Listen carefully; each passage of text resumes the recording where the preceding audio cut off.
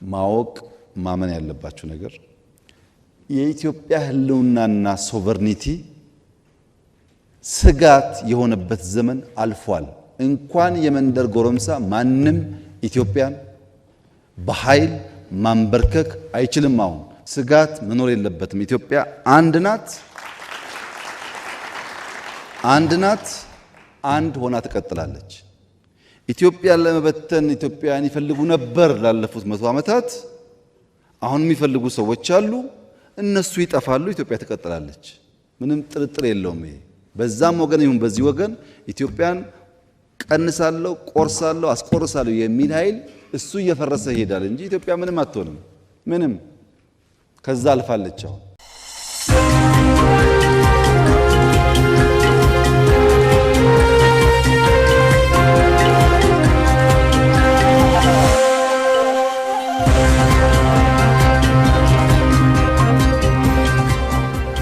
አፍሪካ ቀንድ ያሉ ሁለት ጄኔራሎች ምቹ የእልቂት ሜዳ ተመቻችቶላቸዋል።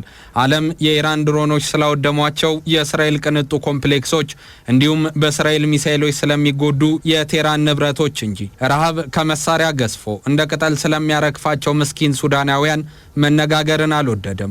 በካርቱም ይህንን ያህል ሰዎች ሞቱ። በኦምዱርማን በረሃብ ምክንያት በመጠለያ ጣቢያ የሚገኙ ህጻናት አለቁ።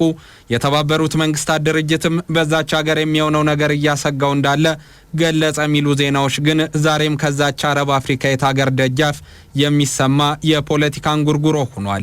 ጠመንጃን ማዘግዘግ ቀውስንም ማቆም የማይወዱት አብዱል ፈታህ አልቡርሃንና ሐምዳን ዳጋሎ ለግል ምቾታቸው በወዳቸው መውደቅን መርጠዋልና ዛሬም የቀውሱ አዙሪት መሪነታቸው እንደቀጠለ ነው። ለመሆኑ የሱዳኑ ሁለንተናዊ ውጥንቅጥ መቋጫው ምንድን ነው? ባልበላውም ጭሬ ልበት ነው የሚለው የሁለቱ ጄኔራሎች መርህ አልባና እብሪት የተጣባው ፖለቲካዊ መስመርስ እስከየት የሚያስጉዝ ነው የሚሉና ተያያዥ ጉዳዮችን በዓለም አቀፍ የትንታኔ ዘገባችን ተመልክተነዋል። አማኑኤል ጀንበሩ ነኝ። መለዮ ለባሾቹ በተነባባሪ ችግር ሀገሪቷን እያመሷት ነው። አንተምተው የሚል የጠፋበት የካርቱም የፖለቲካ ዙሪት ጠኔ ነክሶበት ሚሊዮኖችን በቸነፈር እየገረፈ ነው። ፖለቲካ ይሉት ሳይንስን የማይረዱ መንበርና ስልጣን ስለሚባሉ ነገሮች ሰምተው የማያውቁ ንጹሃን ዛሬ ለሁለቱ ጄኔራሎች የስልጣን መደላደል ሲባል ጭዳ ከመሆን አልዳኑም። ጤና ጣቢያዎች ወደ አመድነት ተለውጠዋል። እውቀት የሚለገስባቸው ትምህርት ቤቶች በጦርነት ምሽግነት ተቀይረዋል። እናት ደረቅ ጡቷን የምትለግሰው ብላቴና ትንፋሽን መሳብ አቅቶትና ሞት በርትቶበት በደረቷ ላይ እስከ ወዲያኛው ሲያሸልብ እንመለከት ዘንድም መራራቅና ነበረ። ታዲያ በዚህ ሁላ ቀውስ ውስጥ ከአፍሪካ ህብረት እስከ ተባበሩት መንግስታት ድርጅት ያሉ ተቋማት ባለፍ ገደም ከሚያወጡት መግለጫና ጦርነት አቁሙ ከሚል አሉ ለመባል ከሚባል ንግግር ባለፈ ቁርጥ ያለ መፍትሄን ማምጣት ተስኗቸዋል። የዞኖች ፍትጊያ ዳፋው ለሳሩ ነው እንዲሉ በዛች ሀገር እየሆነ ያለው ነገር በእርግጥም ህዝብን እንደ ሳር እየረገጡ መኖርን ልማድ ያደረገ ሆኗል። በሁለቱ ጄኔራሎች የስልጣን ሽሚያ እየተደቆሰች ያለችው ሱዳን ግጭት በርትቶባት ረሃብና ጦርነት ነክሶባት የሰላም አየር እንደ ሰማይ ከራቋትም 3 ክረምትን አሳልፋለች።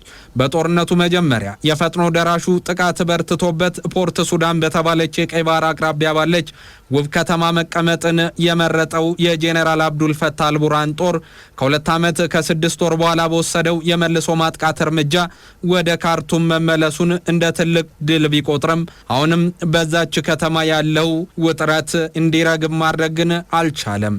የኤሚሬቶች ድጋፍ ያልተለየውና በጄኔራል ሐምዳን ዳጋሎ የሚመራው የፈጥኖ ደራሽ ሰራዊቱ አሁንም ድረስ ከመሐመድ ቢን ዛይድ በሚለገሰው ድሮን የሱዳን ከተሞችን ወደ ፍርስራሽነት መቀየር እዋጋላቸዋለሁ ስለነሱም ነው የምኖረው የሚላቸውንም ህዝቦች እንደ ቅጠል ማርከፉን አላቆመም። ለጋዛ እልቂት በየቀኑ የሚሰበሰበው የዩክሬንና የሩሲያ ሰላም ማጣት ያሳስበኛል ሲል የኒውዮርኩን መስሪያ ቤት የሚያጨናንቀው የዓለም ፖለቲከኛም የሱዳንን እልቂት በወፍ በረር ከማየት የዘለለ መረር ያለ ውሳኔ እንዲተላለፍ ግፊት አለማድረጉ በርካቶች በትዝብት መነጽር እንዲመለከቱት እውነትም አፍሪካ ስለተባለች አህጉር ዓለም በተለይም ደግሞ የበለጸጉት ሀገራት እንደማይመለከታቸው ያሳየ ነባራዊ ሀቅም አድርገው ወስደውታል።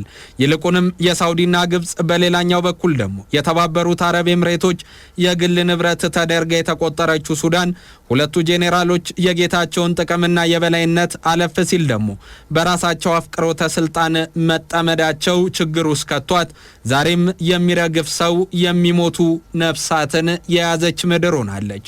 የውጭ ኃይላት ሚናም በአገሪቱ ለተከሰተው ቀውስ ዋነኛ ምክንያት መሆኑን የሚገልጹ ተንታኞች ግብጽ ከሱዳን ጋር ካላት ታሪካዊ ግንኙነትና ተቀናቃኝነት አንጻር እንዲሁም በቅኝ ግዛት ዘመን ከነበራቸው ወታደራዊ ግንኙነት ጋር በተቃኘ መንገድ የጄኔራል አብዱል ፈታህ አልቡርሃን ጦርን የመደገፍ ሂደት ቢኖራትም ይህም ቢሆን የራሷን ጥቅም ከማስከበር ዞር ብሎ የሚታይ እንዳልሆነ ያነሳሉ።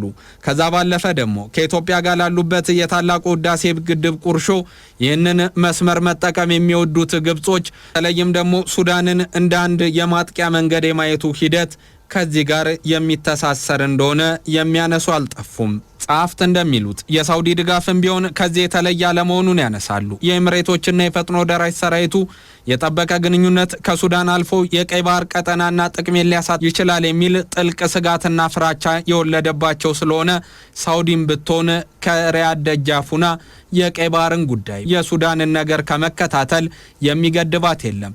ሌላኛውና ዋነኛው ነገር የሪያድና አቡዳቢ እርስ በርስ መጠናነቅና ቀጠና የበላይነትን ለመያዝ የሚደረግ ፍልሚያ ነው። ይህ ፍልሚያ እንደ ቀላል ፍልሚያ የሚታይ እንዳልሆነ የሚያነሱ ደግሞ ዛሬም ድረስ በዛ ሀገር ለሚፈጠር ቀውስ የራስን ፖለቲካ ለመስራት የሚካሄድበት ስውት መንገድን ማንም እንዲያውቀው የፈለጉ አይመስሉም።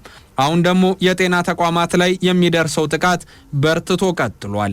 በሱዳን ሆስፒታል በተፈጸመ አሰቃቂ ጥቃት በአብዛኛው ህጻናትና የጤና ባለሙያዎች የሆኑ 40 ሰዎች መገደላቸውን ያሳወቁት ዶክተር ቴድሮስ አዳኖም እንደ ግለሰብም እንደ ተቋምም በዛች ሀገር እየሆነ ያለው ነገር ያሳስበኛልና መቼ ነው ሰላም ሊመጣ የሚችለው ሲሉም ቅጭም ባለፊታቸው ከጄኔቫው መስሪያ ቤታቸው ሆኖ ገልጸዋል።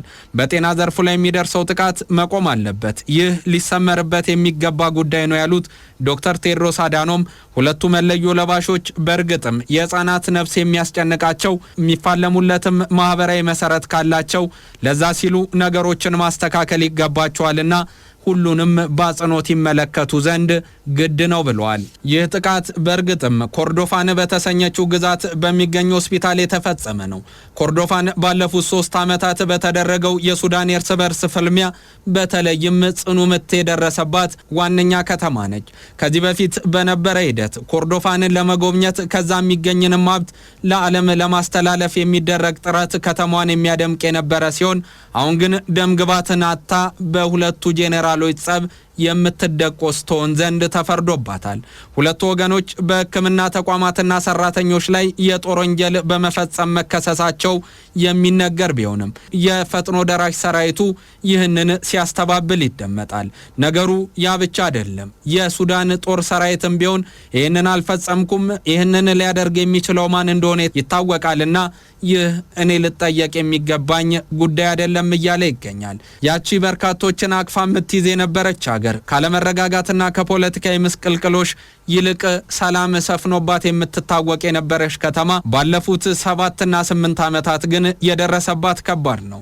በ10 ሳንቲም የዳቦ አመጽ የተነሳው የሱዳን አብዮት ሁሉንም ነገር እጥፍ ያደረገው ይመስላል። ልክ እንደ 1966ቱ የኢትዮጵያ አብዮት አሁን ላይ ሁለቱ ወታደሮች የህዝቡን ጥያቄ የቀሙም መስሏል።